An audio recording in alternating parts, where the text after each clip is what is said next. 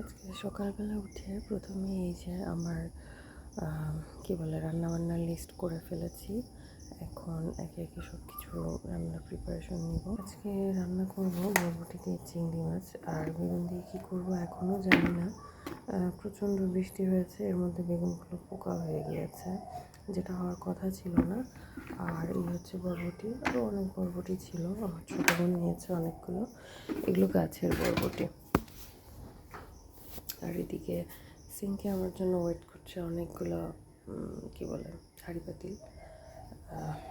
কি আর বলবো, কিছু করার নাই। আসলে আমার রান্নাঘরে কাজ করাচ্ছি কিছু। এখানে এই যে সানশেডটা দেখা যাচ্ছে, এটা ছিল না, তো এটাকে নতুন করে করতে হয়েছে।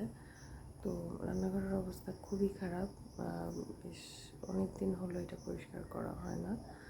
তো আলটিমেটলি কাজ যখন কমপ্লিট হবে তখন আমি পরিষ্কার করতে পারবো।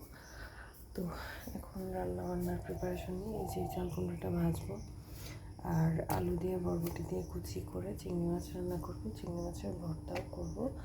আর কালকে রাতের ভাত ছিল, তরকারি ছিল, সেটা দিয়ে সকালে আমি আর আমার হাজব্যান্ড খেয়ে ফেলবো। আর বাচ্চাদের জন্য প্যানকেক বানাবো।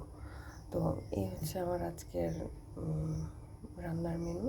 তো শুরু করি। চাল কুমড়া কেটে নিয়েছি, সবার চাল কুমড়াটাই বসিয়ে দেব মশলা মেখে। এটা হতে হতে আমি অন্যান্য জিনিস রান্নার আইটেমগুলো রেডি করে ফেলবো। এটাকে আগে বেশ কিছু সময় ম্যারিনেট করবো, তাহলে চাল কুমড়াটা একটু নরম নরম হয়ে যাবে।